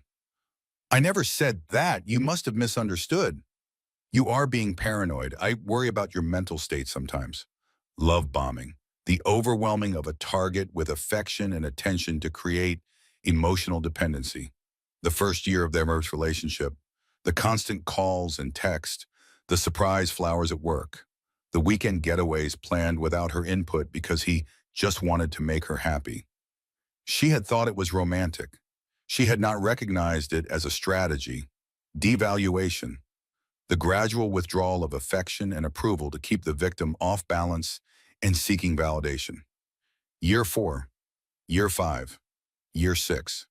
The way his compliments became less frequent. The way his criticisms became more pointed. The way she started working harder and harder to earn approval that came less and less often. Discard. The abandonment of a victim who is no longer useful or who has started to see through the manipulation. That was where they were now. Derek had discarded her, or tried to, when she filed for divorce. He had tried to destroy her in court so she could not destroy him first. She read article after article, forum post after forum post, stories from women who could have been telling her own history. At 4:30 in the morning, she finally put down the phone. I was not crazy. The thought was so powerful it felt like a physical sensation, like chains breaking, like doors opening. I was not crazy. I was not irrational. I was not paranoid or ungrateful or impossible to please. I was being systematically manipulated by someone who knew exactly what he was doing. The relief was overwhelming. It crashed over her in waves, mixing with grief and rage and something that might have been the first stirrings of hope. She was not damaged. She was not broken. She was not the problem. Oh, she was a survivor of psychological abuse who was finally learning to name what had happened to her. The tears came then, hot and messy and long overdue. She cried on the bathroom floor until her eyes burned and her throat ached. Cried for the woman she had been before Derek. Cried for the years she had lost. Cried for the children who would carry the scars of their parents' failed marriage. When the tears finally stopped, she stood up. Her joints protested. Her body was stiff from hours on cold tile. She washed her face, looked in the mirror. The same hollow eyes as before. The same exhausted face, but something different underneath. Something harder, more certain. She had survived. Not just the marriage and the lies and the divorce. She had survived the darkest night of her soul. She had sat with her own brokenness, and she had not shattered into pieces. That meant something. That proved something. She walked to Sophie's room, stood in the doorway as morning light began to filter through the curtains. Her daughter's space was neat and organized, decorated with posters of pop stars and athletes. Books lined the shelves. Sophie was a voracious reader. A collection of rocks from various family vacations sat on the windowsill. Sophie would need honesty, age-appropriate but genuine. She was too smart to accept comfortable lies. And she would resent Carolyn later if she found out the truth from someone else. She walked to Ethan's room. His space was messier, more chaotic. Lego creations covered every surface. Superhero posters competed for wall space. A stuffed elephant named Mr. Trunk sat on his pillow. He was 8 years old and supposedly too mature for stuffed animals. But Mr. Trunk had been there since birth. Ethan would need protection. Careful explanations, time to process at his own pace. Carolyn stood in his doorway and made a silent promise. I will not let your father's poison destroy your capacity for trust. I will not let his lies become your inheritance. I will break this cycle if it is the last thing I do. She went back to her own bedroom, changed the sheets, opened the windows to let in fresh air despite the November cold. Then she sat down at her desk and started writing. Not a letter to Derek. He did not deserve any more of her words. A letter to herself. Dear Carolyn, she wrote, this is the story of what happened to you. This is the truth you need to remember when the doubts come back. This is the proof that you were not crazy, not broken, not the problem. You were married to a man who systematically deceived you for 12 years. He stole your money. He stole your fertility. He stole your confidence and your peace of mind. But he did not steal your soul. He did not steal your capacity for love. He did not steal your ability to start over. You are going to survive this. You are going to build a new life. And someday, you are going to look back on this night and recognize it as the moment you stopped being a victim and started being a survivor. She wrote for 2 hours, page after page, everything she was feeling, everything she was learning, everything she needed to remember. When she finally stopped, the sun was fully up. The house was still empty, but no longer oppressive. Her phone buzzed, a text from Tessa. I do not know if this is appropriate to say, but I was thinking about you. I hope you are okay. I know how hard this is. I am here if you need to talk. Carolyn looked at the message. The other woman, reaching out, offering support in a situation that should have made them enemies. Thank you, she typed back. I am okay, or I will be. That is the only thing I know for certain right now. Tessa's response came quickly. That is all any of us can do. Survive today. Try again tomorrow. Eventually, the trying becomes living. Simple words, true words. Caroline saved the message, put her phone away, made coffee, The darkness would come back. She knew that. There would be more bad nights, more bathroom floors, more moments when the weight felt unbearable. But she had survived the first one, and she would survive the next one. And eventually, maybe, she would stop just surviving and start actually living again. For now, though, survival was enough. 3 months later, Carolyn walked into Dr. Constance Reed's office for what she hoped would be one of her final regular sessions. The room had become familiar over the past 12 weeks. The soft lighting, the comfortable chairs positioned at exactly the right angle for conversation, the strategically placed tissue boxes, the diplomas on the wall, and the live plants by the window. This was where she had learned to put words to what had happened to her. This was where she had reconstructed her sense of self from the wreckage of her marriage. "How are you feeling about today?" Dr. Reed asked. She was a woman in her mid-50s with calm eyes and a voice like warm honey. She never pushed, never judged, just listened and asked questions that made Caroline think. Nervous, hopeful, terrified, Caroline settled into her usual chair. "The same mix I have felt for months, but stronger today." "What is making it stronger?" "The custody ruling is final. Derek's criminal case goes to trial next month. The children have started adjusting to their new normal. Everything is moving forward." "And you are not sure you are ready?" "I am not sure I will ever be ready, but I do not think that matters. Ready or not, the future is coming." Dr. Reed smiled slightly. "That is remarkably insightful. Most people spend years waiting to feel ready before they allow themselves to move forward. I do not have years. My children need a functional mother now. Not someday when I have all my emotional pieces arranged perfectly." Over the past 3 months, Carolyn had done the work. The hard, unglamorous, often painful work of recovery. She had learned to identify the patterns Derek had used to control her. The gaslighting that made her doubt her own perceptions.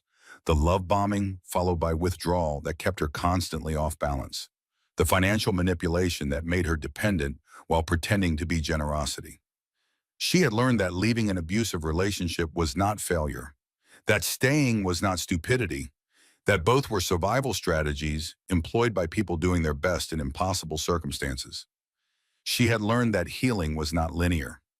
Some days felt like progress. Some days felt like starting over from scratch. The only way forward was through. "What about the children?" Dr. Reed asked. "How are they adjusting?" "Sophie is angry, which I am told is healthy and appropriate." "It is. Anger means she is processing." She asked hard questions about Derek, about why I stayed so long, about whether I knew what he was doing and chose to ignore it. "What do you tell her?" "The truth, age-appropriate but honest, that her father made choices that hurt a lot of people, that I did not know the full extent of those choices until recently, that I stayed because I loved him and believed in our family, and that believing in something does not make you stupid. It makes you human." That is a good answer. She does not always accept it, but she is listening. That is all I can ask. "And Ethan?" "Ethan is quieter. He does not ask as many questions, but he watches everything. He has nightmares sometimes. He wants to sleep with the light on." That is normal for his age and what he has been through. "I know. I just wish I could protect him from all of it. Take the burden off his small shoulders." "You cannot protect him from the truth. You can only help him carry it." Caroline nodded. She had learned that lesson the hard way over the past months. Children were not served by comfortable lies. They needed honest adults who would help them make sense of a confusing world. "There is something else," she said slowly. "Something I have been thinking about." "Tell me." "I want to write about this. My experience, what I learned, what I wish I had known earlier." Carolyn met Dr. Reed's eyes. "I think there are other women out there who are living the life I lived, who are being manipulated and gaslit and made to feel crazy, who do not have the words yet for what is happening to them. You want to give them the words." "I want to share what I learned, not as an expert, just as someone who survived. Maybe it will help someone recognize the patterns earlier than I did. Maybe it will give someone permission to leave." That sounds like a meaningful project. It terrifies me, putting it all out there, making myself vulnerable. But I think it might be important. Important for others? Or important for you? Carolyn considered the question. "Both. I think writing it down will help me process. And I think sharing it might help someone else survive. Reed smiled. That is often how healing works. We help ourselves by helping others. We find meaning in our pain by transforming it into something useful. After the session, Caroline drove home through streets that were familiar in a new way. The same houses she had driven past for years, but seen now through different eyes. She was not the same woman who had lived here before. That woman had been afraid of her husband's disapproval, had calibrated her words and actions to avoid conflict, had shrunk herself smaller and smaller to fit into the space he allowed her. This woman, the woman she was becoming, took up space unapologetically. At home, she started making changes. Small ones at first, moving furniture, painting walls, reclaiming rooms that had been dominated by Derek's preferences. She painted Sophie's room the bright purple her daughter had always wanted. Derek had said it was too garish, too attention-seeking. Sophie spent an entire afternoon helping, getting more paint on herself than on the walls. She adopted a dog from the shelter, a golden retriever mix named Biscuit, who wagged his tail at everything and demanded belly rubs with shameless enthusiasm. Derek had always said no to pets, but too messy, too much work, too disruptive to his carefully controlled environment. Biscuit did not care about custody arrangements or criminal trials. He just wanted walks and treats and someone to scratch behind his ears. There was something healing about that simplicity. One evening, Sophie came to her with a question that stopped Caroline in her tracks. "Mom, do you think Dad ever really loved us?" They were sitting on the back porch watching Ethan throw a ball for Biscuit in the fading light. The question came out of nowhere, as Sophie's questions often did. Caroline thought carefully before answering. "I think your father loves you as much as he is capable of loving anyone. But I also think there is something broken inside him that makes it hard for him to love the way other people do." "What do you mean?" "Some people love with an open hand. They give freely and trust that good things will come back to them. Other people love with a closed fist. They hold on tight and try to control everything because they are afraid of losing what they have. Dad is the closed fist kind." "Yes, I think so." "Why did you marry him if he was like that?" Caroline took a deep breath. "Because I did not see it at first. He was very good at pretending to be the open hand kind. And by the time I started noticing the truth, I was already committed to our family." Sophie was quiet for a long moment, processing. "I am angry at him," she finally said.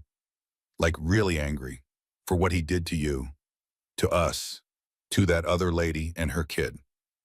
"That is okay. Anger is a normal response to being hurt. Just do not let it eat you up inside. Feel it, learn from it, and then let it go when you are ready." "What if I am never ready?" "Then we will deal with that when we get there. There is no timeline for processing betrayal." Sophie leaned her head against Caroline's shoulder. For a moment, she was not an angry preteen wrestling with the complicated emotions. She was just a little girl who needed her mother. "I love you, Mom." "I love you too, sweetheart, more than anything in the world." Ethan came running over with Biscuit at his heels, both of them muddy and panting. "Mom, Biscuit caught the ball in midair. Did you see? He is the best dog ever." "The best dog ever," Caroline agreed, "but also the muddiest. You both need baths." "Can Biscuit take a bath with me?" "No, dogs get the hose outside, humans get the tub inside. Those are the rules." Ethan groaned but accepted this judgment. He was adaptable that way. He rolled with changes in a way that made Caroline both proud and worried. Proud of his resilience, worried about what that resilience might cost him later. That night, after both children were clean and in bed, Caroline sat at her computer and started writing. Not the book, not yet. She was not ready for something that ambitious. Just her story, the beginning of it. The night she sat on the bathroom floor and finally understood what had happened to her. She wrote until midnight, then saved the file and closed her laptop. It was a start. The day of Derek's sentencing hearing arrived on a cold December morning. Caroline was not required to attend. Natalie had explained that the criminal proceedings were separate from the divorce, handled by prosecutors rather than private attorneys. But she had the right to be present if she wanted. She wanted, not for revenge, not for vindication. She had moved past those feelings months ago. She wanted to be there because this was the end of a chapter. The final closing of a door that had defined her life for 12 years. The federal courthouse was larger than the county courthouse where the divorce had been finalized. Higher ceilings, more marble, more guards with more serious expressions. The gallery was packed with reporters and spectators. Derek Ashford's case had received national attention. The handsome attorney whose attempt to expose his wife's infidelity had backfired so spectacularly. The secret child, the stolen money, the web of lies that unraveled so dramatically in open court. It was the kind of story that fascinated people, a cautionary tale about hubris and deception. Caroline took a seat in the back row. She did not want to be noticed. She was not here to be part of the spectacle. Derek was brought in by federal marshals. He wore an orange jumpsuit instead of one of his expensive suits. His hands were cuffed in front of him. His hair, once so carefully styled, had grown out and gone gray at the temples. He looked like a stranger, like someone she had never known at all. The prosecutors presented their final arguments. The evidence was overwhelming. Bank records, email trails, testimony from former clients and colleagues. Tessa Kimball had testified earlier in the trial, providing documentation that tied everything together. Derek had pleaded guilty to most charges rather than risk a trial he could not win. Wire fraud, tax evasion, client fund misappropriation. The forgery charge had been handled at the state level, adding another layer to his legal troubles. The judge reviewed the sentencing guidelines. The prosecutors recommended 7 years. Derek's court-appointed attorney argued for leniency. "My client accepts full responsibility for his actions," the attorney said. "He has cooperated with investigators. He has expressed genuine remorse for the harm he caused." Carolyn almost laughed at that. Derek did not know what genuine remorse felt like. He only knew regret at being caught. The judge asked if Derek wanted to make a statement before sentencing. He stood slowly. His shoulders were hunched in a way Caroline had never seen before. The arrogance that had defined him for as long as she had known him was completely absent. "Your Honor," he said, his voice barely audible, "I have hurt many people through my actions. My former wife, my children, my mother, my clients who trusted me with their assets. I do not expect forgiveness. I only want to acknowledge the harm I have caused." He paused, seemed to struggle with the next words. "I was raised to believe that success meant accumulating wealth and status at any cost. I was taught that rules were for other people, that intelligence and ambition entitled me to take shortcuts. I do not say this to excuse my behavior, only to explain how I became the person I became." Another pause, a deep breath. "I will spend the rest of my life trying to understand how I lost my way so completely, and I will carry the weight of what I did until the day I die." It was the most honest thing Carolyn had ever heard him say. She did not forgive him. She probably never would. But she recognized something real in those words, something that might eventually become the foundation for actual change. Or might not. Derek was a skilled performer. Even now, even broken and facing prison, he might be playing a role. She would never know for certain. And she had decided that was okay. His internal transformation, or lack thereof, was not her responsibility anymore. The judge considered the statement and the evidence, then delivered the sentence. "Derek James Ashford, you have pleaded guilty to multiple federal charges involving financial fraud and deception. Your crimes represent a systematic betrayal of trust. Trust placed in you by your wife, your mother, your clients, and the institutions that licensed you to practice law. You were given every advantage in life: education, professional success, a family, and you chose to squander those advantages in pursuit of a secret life built on lies. I do not believe you are sorry for what you did. I believe you are sorry you were caught. There is a significant difference. I sentence you to 6 years in federal prison with eligibility for parole after 4 years.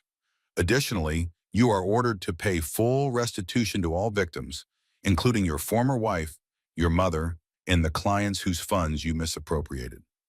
The gavel came down. 6 years, not as long as he could have received, but real time, real consequences, real accountability. Caroline watched the marshals lead Derek away.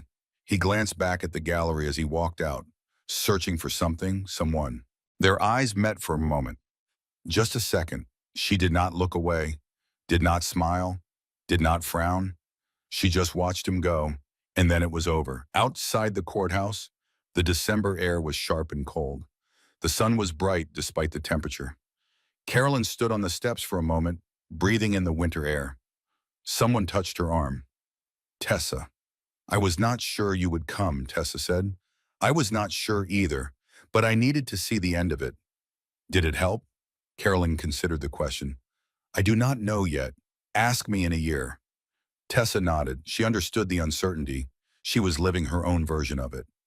How is Miles? Good. Confused sometimes, but good. Tessa smiled slightly. He asks about Sophie and Ethan, wants to know when he can play with his big brother and sister again. Maybe next week. Sophie has been asking too.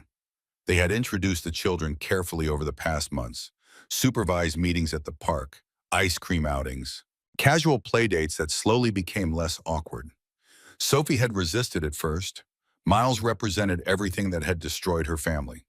But children were adaptable, and Miles was impossible to hate. He was just a little boy who wanted playmates. I am moving next month, Tessa said, taking that job in Portland, near my sister. I know, Sophie told me. She is sad about it. We will visit in video chat. The kids should know each other. Whatever else happened, they are family. Family. The word had become so complicated over the past year. Send me your new address, Caroline said. I will make sure the kids write letters. Sophie has terrible handwriting, but she is good with words. Thank you for everything. You did not have to be kind to me. Most women in your situation would not have been. What women in my situation are too exhausted for grudges. Besides, Caroline shrugged. We are both survivors of the same storm. Survivors should stick together. Tessa hugged her, a brief, fierce embrace. Then she walked away. Her car was parked down the block. Miles's car seat was visible through the back window. Carolyn watched her go, another chapter closing. She pulled out her phone, texted Rachel. It is over. He got 6 years. I am okay. The response came immediately. Coming over with wine and terrible movies. Be there in an hour. Carolyn smiled. Put the phone away. The future was uncertain. There would be challenges ahead. Raising children alone, rebuilding finances, figuring out who she was outside of her marriage. But for the first time in months, the uncertainty felt more like possibility than threat. She walked to her car, drove home through streets decorated with holiday lights. Christmas was in 3 weeks. The first Christmas in their new configuration. Sophie and Ethan were at home with the babysitter. Biscuit would be losing his mind with excitement when she walked through the door. There would be homework to review, and dinner to make, and the ordinary chaos of single motherhood. And underneath all of it, a quiet sense of peace that she was only beginning to recognize. This was her life now, messy and complicated and entirely her own. 6 months later, the house was full of light and noise and life. Carolyn stood at the kitchen counter, chopping vegetables for a dinner party that had somehow grown from 4 people to 14. The afternoon sun poured through the windows she had stripped of their heavy curtains. The walls glowed with the warm colors she had chosen herself. Music played from Sophie's Bluetooth speaker. Something poppy and energetic that Ethan complained about, but secretly enjoyed. Biscuit lay in his favorite spot by the back door, tail thumping occasionally when someone walked past. He had settled into their family like he had always been there. Mom, Sophie's voice came from the living room. Aunt Rachel is here, and she brought flowers again. Of course she did, Carolyn called back. Let her in. Rachel appeared in the kitchen doorway with an armful of sunflowers. Her red hair was wild from the wind outside. Her grin was as bright as the flowers she carried. I know, more sunflowers. I am a cliché. You are a wonderful cliché. Caroline accepted the flowers and a hug. Thank you for coming early to help. As if I would miss it. Besides, I had to escape my own house. Tom is attempting to assemble patio furniture, and the swearing is reaching Olympic levels. They worked side by side in the kitchen, the easy rhythm of old friends who did not need to fill every silence with words. Rachel prepared appetizers while Caroline continued with the main course. Ethan ran through periodically to steal pieces of cheese from the platter, and they pretended not to notice. The guest list had grown organically. Rachel and her husband, Tom. Natalie, who had become something like a friend over the past year. Dr. Reed, who Carolyn had invited impulsively and who had accepted with genuine warmth. A few neighbors, a couple of mothers from Sophie's school who had shown unexpected kindness during the worst months, and Tessa with Miles, visiting from Portland for the week. The children's relationship had blossomed unexpectedly. Sophie had appointed herself Miles's protector and teacher, showing him how to build Lego structures and play basic video games. Ethan tolerated his younger half-brother with the resigned patience of a middle child. Miles adored them both with the uncomplicated devotion of a 5-year-old who just wanted to belong. They were making it work. Not perfectly, not without complications. But work was being done. "You seem different," Rachel said, arranging crackers on a plate with unnecessary precision. "Lighter, more settled." "I feel different. For the first time in years, I actually feel like myself. Not someone's wife, or someone's problem, or someone's project. Just me. I like this version of you." "So do I." The doorbell rang. The first guests were arriving. Carolyn wiped her hands on a towel and went to welcome them. The house filled gradually with people and conversation and warmth. Sophie played hostess with a maturity beyond her 11 years, offering drinks and making introductions. Ethan showed Miles his collection of superhero figures with proprietary pride. Biscuit greeted everyone enthusiastically and was rewarded with forbidden treats when Caroline was not looking. At one point, she found herself standing in the corner of her living room, just watching. This house that she had reclaimed, these people who had become her community, this life that she was building from the wreckage of her old one. Tessa appeared beside her with a glass of wine. "You look happy," Tessa said quietly. "I think I might actually be happy. It is a strange feeling after so long. I understand. I did not realize how much tension I was carrying until I started living without it." "How is Portland?" "Good. Hard sometimes. Lonely, but good."